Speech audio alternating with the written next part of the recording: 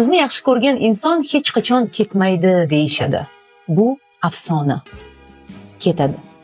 Ishoning, ketadi. U ketadi.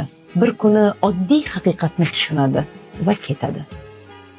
Siz bilan birga bo'lish uchun borini bergan, o'zini unutgan, muhabbati bilan tog'larni siljitgan inson endi bu munosabatdan shodlik olmasa, o'zini baxtli his qilmasa, ketadi.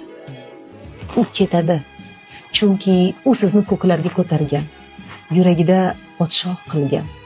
Lekin siz unga qo'l uzatmadingiz. Unga ham o'sha ko'klardan joy berish o'rniga u yerda yolg'iz turishni tanladingiz. Aynan u tufayli siz bugun shu balandlikda turibsiz. U bir narsani aniq biladi. Siz unga hech narsaga majbur emassiz.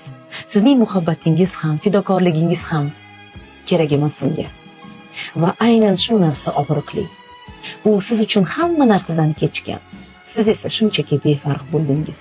E'tiborsiz va sovuq inson bo'ldingiz. U ketadi. Jim, to'satdan ortiqcha gap so'zlarsiz. U sizdan hech narsa so'ramaydi. Na sevgi, na tushunish.